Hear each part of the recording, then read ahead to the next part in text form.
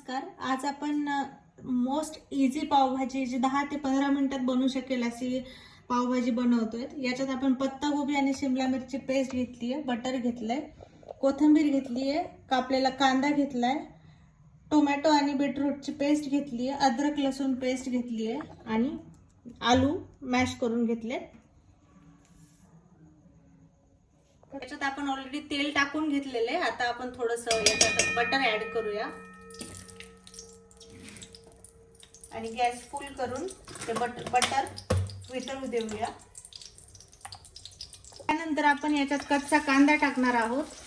हा कच्चा कांदा याचा वास जाण्यासाठी थोडा वेळ परतून घ्यायचा, थोडा ब्राऊन होईपर्यंत.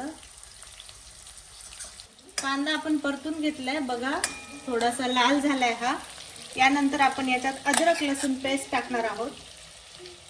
ही अद्रक लसूण पेस्ट टाकली आहे. त्याचंही कच्चेपणा जाईल. मेन्शन केल्याप्रमाणे ही बीटरूट आणि टोमॅटोची जी पेस्ट बनवली आहे ती आता मी याच्यात ऍड करते. यालाही चांगल्या प्रकारे परतून घ्यायचंय. पावभाजीमध्ये कुठली भाजी कुठली प्युरी जी असते ती त्याचा कच्चा वास जाईपर्यंत चांगल्या प्रकारे परतून घ्यायची असते. आता मी परतून घेणार. याला ही फ्लेम आपण बारीक ठेवूया. मीठ टाकले आपण याच्यात 1 चमचा, आपल्या चवीनुसार मीठ टाका. त्यानंतर 1.5 चमचा लाल मिरची टाकली आहे. थोडीशी हळद टाकावी लागेल.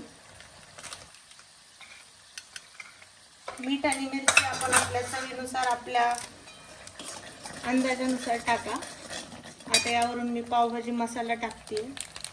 कोणताही पावभाजी मसाला तुम्ही वापरू शकता.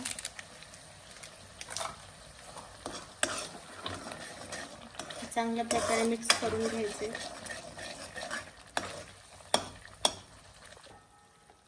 आता आपण पत्ताकोबी आणि शिमला मिरची जी पेस्ट आहे ती टाकतोय.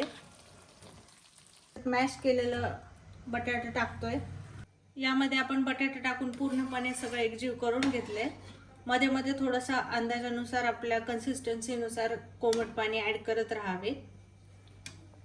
यानंतर वरून कोथिंबीर टाकून त्याला चांगल्या प्रकारे गार्निश करावे आणि अशा प्रकारे आपली बटर पावभाजी रेडी आहे.